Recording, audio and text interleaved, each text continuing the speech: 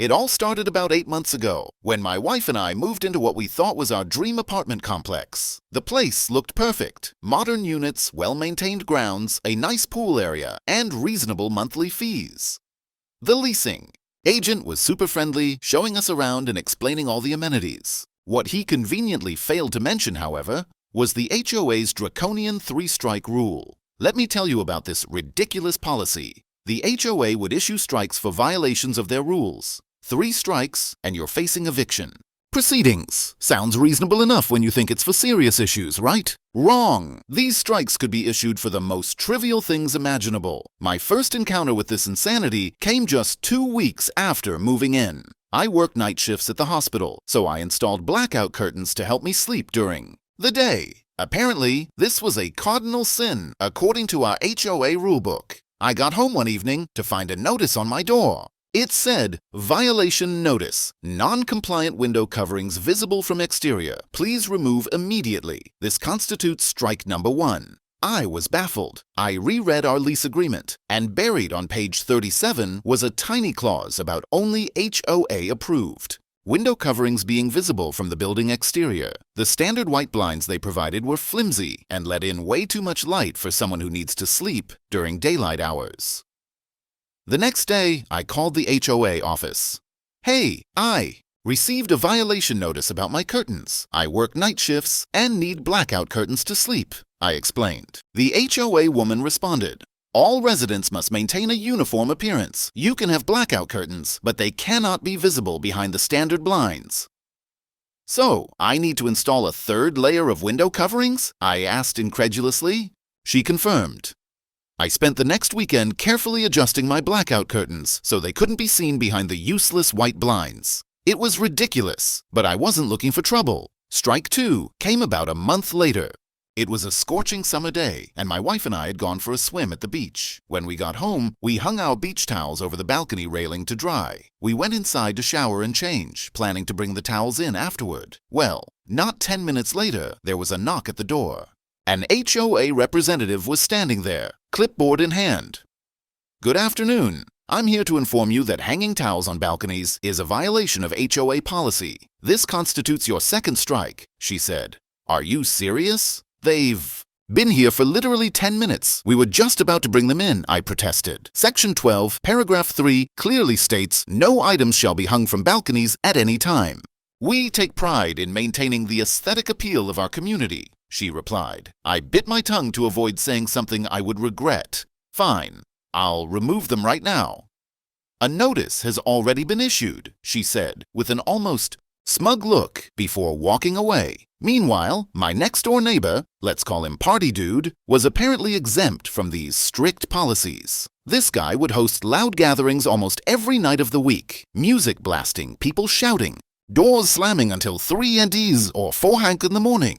After 3 nights of this, I called the HOA to complain. "We'll look into it," was all they said. Nothing happened, though. The parties continued. I called again and again, documenting each complaint. The response was always the same, vague promise that they would address the issue, but Party Dude never seemed to get a single strike. "This is insane," I told my wife after another sleepless night. "How is it that we get strikes for curtains and towels, but this guy can disturb the entire building every night without consequences?" "Well, maybe he's friends with someone on the board," she suggested. "Or maybe he just ignores the notices." Either way, it was infuriating.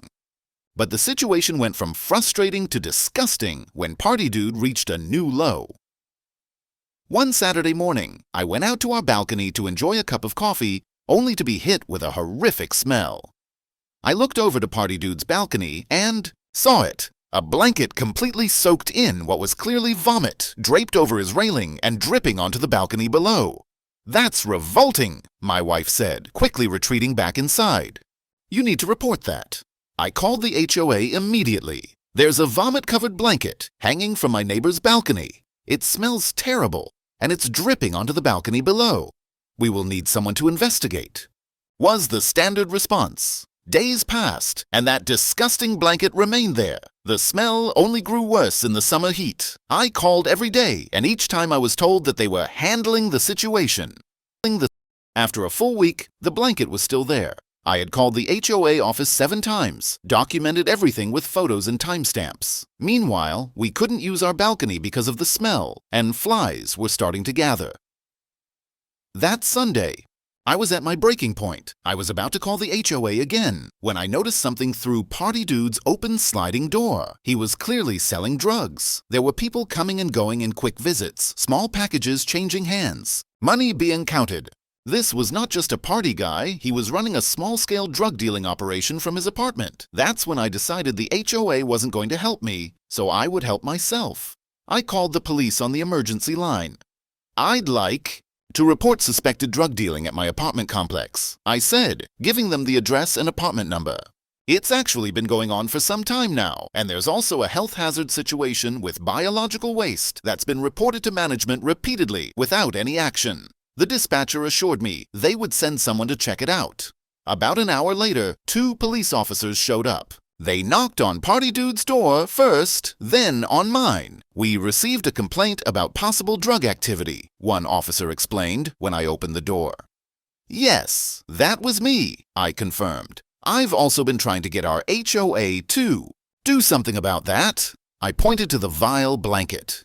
"It's been hanging there for a week. I've called every day." The officers looked disgusted too. "And management hasn't addressed this?" "No, but they gave me a strike because my towel was on my balcony for 10 minutes. The officers exchanged glances. "Would you mind showing us any documentation of your complaints?" I invited them in and showed them my log of calls, the photos I had taken each day with timestamps, and the violation notices I'd received for minor infractions. "This seems like selective enforcement," one officer noted. "And that blanket is definitely a health hazard." They thanked me and went back to Party Dude's apartment. I couldn't hear everything, but there was definitely some heated discussion. About 20 minutes later, I saw Party Dude being escorted out in handcuffs, and officers carried out several evidence bags. The next morning, I got a call from the HOA president herself.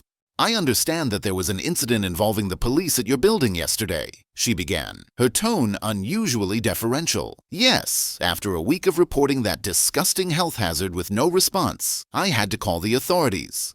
I replied calmly. "We may have mishandled the situation," she admitted reluctantly. "The board will be holding an emergency meeting to discuss our response protocols." "Well, that would be appropriate," I said. "I would also like to discuss the 3-strike policy and how it seems to be selectively enforced." There was a pause. "Yes, that will be on the agenda as well." 2 days later, a cleaning crew finally removed the revolting blanket. The day after, I received a formal letter from the HOA saying, "After a review of recent events, all strikes against your account have been removed. We apologize for any inconvenience and thank you for bringing these matters to our attention. The board is currently reviewing our enforcement policies to ensure fair and consistent application." As for Party Dude, he was evicted within a month. It turns out he had been running quite the operation from his apartment, and the police found enough evidence to charge him with distribution. The HOA underwent a significant restructuring after it came to light that several board members had been accepting bribes to overlook certain violations. The 3-strike policy was revised to focus on serious issues rather than petty infractions. My wife thinks I went too far by calling the police. She says I could have tried one more time with the HOA or gone to the property management company instead. But after months of double standards and that disgusting blanket hanging there for a week, I had just reached my limit. So, am I the a-hole for calling the cops on my neighbor and effectively forcing an HOA overhaul while the HOA drama was unfolding? In my apartment complex, another story of HOA-related chaos was brewing just a few miles away. This one involved a family ranch, a power-hungry HOA president, and a whole lot of karma. Let me tell you about it. I own a family ranch, and I'll be the first to admit that it's currently in a bit of an odd location. I'm within an HOA neighborhood, and while other properties might have an acre or two, I very obviously have the biggest property. I'm also the only person running a ranch. This wasn't planned by me. Areas got sold over the years, and if you look back 100 years, the only people living here were ranchers and farmers. I guess I'm just stuck in my family's ways and never sold out, continuing to run the ranch as the area around me changed into basically the suburbs. One thing I feel the need to mention is that the operation I run is totally by the books. All my animals are kept in coops and barns and do not have a way to get off my property and cause problems for anyone. The amount of crops I grow is within what I can legally do as well. I know some ranchers cut corners and pay for help under the table, but I just have myself and my son to take care of everything. I'm teaching him that doing things by the book is important. Nothing is worse than the IRS coming after you. Now, the neighborhood has an HOA, but I'm not part of it. My land is so different from every other home that it just doesn't make sense for me to be in the HOA. Even if I was, they would only be able to control the residential areas of my land, not the business side of things, which to me just seems like making a mess of a whole gray area. The lady who runs the HOA, let's call her Karen, is the only person in the neighborhood who seems to have a problem with me having a ranch. I've probably been reported more times than everybody else in the neighborhood combined. When she calls the police on me, they don't have a choice but to come out and respond. They can't get her in trouble because she's not calling and telling them outright lies like I have drugs or weapons. She just makes complaints regarding the noise and the smell. Her biggest complaint, that my pigs smell, which might seem like a valid complaint, except for one glaring problem. I don't have pigs. I have cattle, chickens, and a couple of horses. The regular police who show up tend to just tell me that I got another complaint and hand me a copy of the police report, saying they came out and nothing was actually wrong. The problem is, Karen is just that, a Karen. She wants to get her way, and her way would be me not having a ranch. She's hoping one day the police will tell me to stop doing it. I think the funniest part of all of this is the fact that Karen doesn't want me around, but wants my produce. For all my non-American readers, you may or may not know that right now, eggs are having a bit of a problem. Low stock and supermarkets having very high prices. I'm fortunate that my chickens are not sick, and part of that is probably because there are no other farms or ranches around, so the risk of disease spreading is low. Anyway, I've had a lot of people coming and asking how much I was selling eggs for. I actually had plenty and decided to give my neighbors a fair price on fresh eggs. Karen was not one of the people buying them, though. No, Karen was not, so subtly sneaking onto my property after dark and stealing the eggs. I wasn't ignoring it. I was actually recording it all. Karen decided that calling the police constantly on me for noise and smell wasn't going to get her anywhere. Neither was her tactic of trying to come to my house and yell at me. So she decided on a new tactic that would cause a massive chain reaction leading to her own demise. It all started with a visit. "Hello, Karen," I said when she showed up at my door. "What complaint do you have against me this time?" "Well, aren't you rude?" she snapped. "I just came to inform you that the HOA has decided that this will be a purely residential community, so you will need to leave." Considering I'm not even in the HOA, you can't tell me what to do. Only the city can shut me down, and I actually have paperwork showing my ranch is fine, I replied. "This has nothing to do with the city," she said. "You and your little animals are nothing but a disturbance to everybody around here, so you can leave now or make it harder." "They don't seem like a disturbance when you're stealing my eggs," I shot back. "I'm not going anywhere, Karen. I don't know what you're talking about. I don't want your disgusting eggs. By the end of the week, you will be gone one way or another," she said before storming off. I don't know what Karen was thinking when she thought she could intimidate me.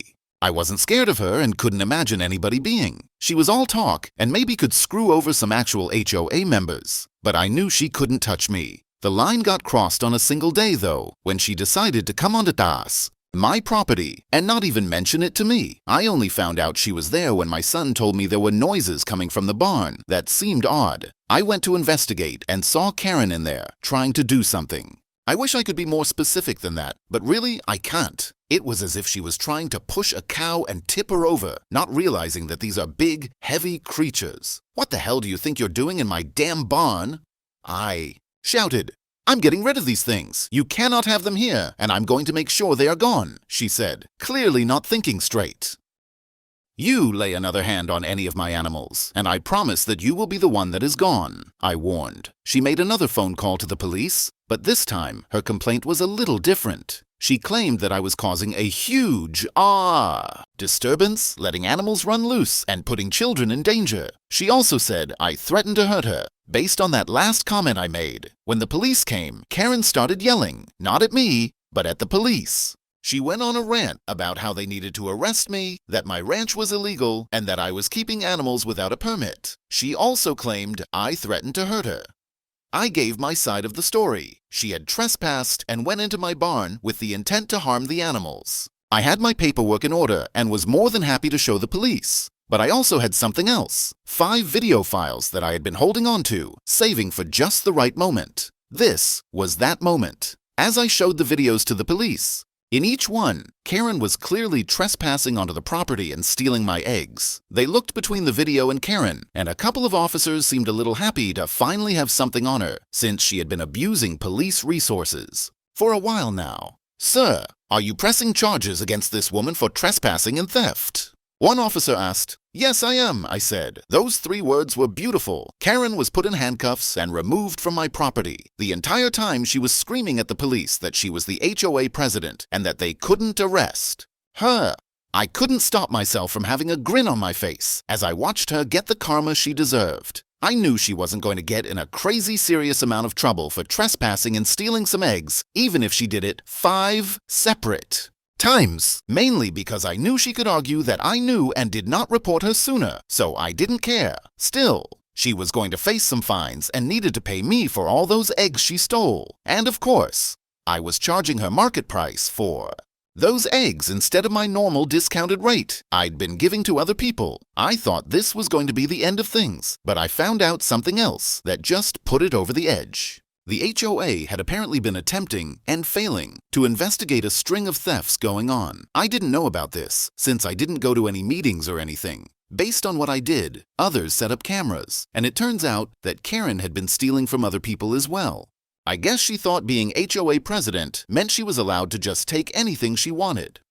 The HOA board was quick to kick her out of her position and hand her over to the police and the courts. Within 2 months, she was in court twice for theft. Again, though, it was all petty theft, and nothing of big value was taken, so she didn't go to jail. She just faced fines and got a record. People now hated Karen and wanted her gone.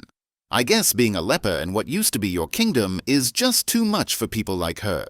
She sold her house faster than I thought was possible. One day, she was there, and the next she was gone. I also found out that the HOA was changing some of the rules she had set up. Other people, since they had the space now, were thinking about raising chickens of their own, but couldn't because of Karen's previous rules. I know the land will never be full of farms and ranches like it used to, but it's nice to see the small shift. I started talking to the current HOA about possible events we could do and how I could help with my space and abilities. Like for Halloween, setting up a pumpkin patch and maybe letting kids pet some of the animals. I'm willing to work with them and make the community better now that I know somebody like Karen isn't running things anymore. Part 3. The Lamborghini, the Entitled Uncle, and the Ultimate Revenge. While the HOA and ranch dramas were unfolding, another story of entitlement and revenge was taking place in a completely different setting. This one involves a successful wedding photographer, a Lamborghini, and an estranged family member who thought he could take what wasn't his. Let me tell you how it all went down. I own a very successful wedding photo and video business. Living near a city means that pretty much every weekend is booked solid for multiple events. I have a great staff, and at this point, my end of the job is more planning and making deals rather than going to the venues and actually doing any of the photo work. One couple I worked with, the husband-to-be, was a foreign car salesman. I'm also into cool cars, and he told me to come down to the dealership to see something real cool. I went, and what he showed me was a 2022 Lamborghini Aventador. I fell in love with it. Buying a car for $500,000 might seem crazy to some people, but for me it felt like I needed this car. I really don't buy myself nice things, and I live frugally, so I had a good savings for something like this. After I got the car and started posting about it on my Instagram, my uncle caught wind of it and ended up coming over to my house. This was strange because my relationship with my family is extremely strained. I didn't even realize I still had him on Instagram, as most of my family had blocked me from social media once I basically got disowned. To make a long story short, I knew I was gay when I was 15, and the rest of my family didn't approve of my choice, as they put it. They didn't kick me out since they didn't want to get in trouble for throwing out a minor, but I was the black sheep of the family. I was ignored and insulted until I was old enough to be told to leave. As it stands, I basically don't have a family anymore. So, seeing one of them show up was very odd. I figured that if he was there, something horrible had happened, like my mom or dad died, and he wanted to tell me. Instead, he started circling the car and making noises about how good it looked, giving off a strange vibe. Finally, he said what he was thinking, and I wish he had never shown up to my house. This is a nice car, and it really needs somebody older and more experienced to take care of it, he said. I know how to take care of my car. Don't worry, I replied. You don't deserve a Lamborghini. You take little pictures and don't really deserve something like this. Plus, this is a real man's car, and it would be wasted on you, he said. I was stunned. If you came to insult me and demand my car, you can turn around right now and walk off my property. You all made it clear that you didn't want me around, and now that I have money, you think you're entitled to a slice. Well, you're not. He got mad and left. But this really got me angry. The entitlement and the things he said, especially. Calling my job and passion just taking little pictures hit a nerve. If my family cared at all about me, they would have known that I went and took nature photos in my spare time and submitted them to professional magazines. On top of that, I'm in charge of my business and making bank doing so. Telling him to leave wasn't enough though. I started getting messages and threats from him, trying to get me to hand over the car. He told other members of my family lies, saying the car was meant to be his and that I had swindled it out from under his nose. His birthday was coming up, and I knew that if I wanted to end this harassment, I had to do something decisive. I'd always suspected my uncle's business practices were shady, so I decided to do some digging. Over the next few weeks, I hired a private investigator to look into my uncle's finances and business dealings. What they uncovered was shocking. Years of tax evasion and fraudulent accounting practices. Armed with this information, I contacted the IRS and provided them with all the evidence. I also reached out to a lawyer to ensure I was protected from any potential backlash. On the day before my uncle's birthday, federal agents raided his home and business. The news spread quickly through the family, and suddenly all the harassing messages stopped. I later learned that my uncle was arrested and charged with multiple counts of tax evasion and fraud. The family was in chaos, with many of them potentially implicated in his schemes. As for me, I kept my Lamborghini and continued to grow my successful business. I used some of my profits to donate to charities supporting underprivileged youth, just like I was. The experience reinforced my decision to remain no contact with my family. I realized that I'd built a better life for myself without them, surrounded by supportive friends and colleagues who accepted me for who I am. In the end, my uncle's greed and the family's entitlement led to their downfall, while I continued to thrive. Epilogue: The Tesla drivers and the end of free charging. Before we wrap up, let's touch on one more story of petty revenge. This one comes from a mixed-use building with lovely amenities and decent tenants, even free electric car charging. For the last 2 years, this was simple and easy, but out of nowhere, more and more Tesla drivers moved in, bringing their swanky cars with them. In the building, there are about 20 EV chargers, and most tenants respect the building's 4-hour limit rule. However, Tesla drivers are a different breed. A few of them think the rules don't apply to them, whether it's because they have bigger batteries or whatever excuse they have for hogging the chargers day and night. Recently, the guest level parking chargers stopped working, and now we are down to one charger downstairs. Remember, each charger has 2 points, so now it's 2 charging cables for over 20 EVs, and some malicious Tesla drivers among them.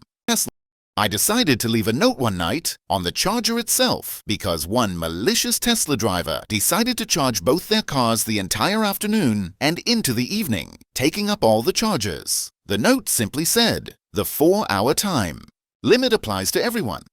The next morning, I went to charge and found the note ripped up with a portion left, with a reply written, "Say it to my face." Since then, it's just been a race to the chargers before 4:85 p.m. to avoid the greedy Teslas who come and take them the whole afternoon and night. More recently, someone else left a notice addressing their behavior, saying, "Please consider. Other drivers need to use these too." The reply left on it was, "I saw you on my cameras. I won't consider crap."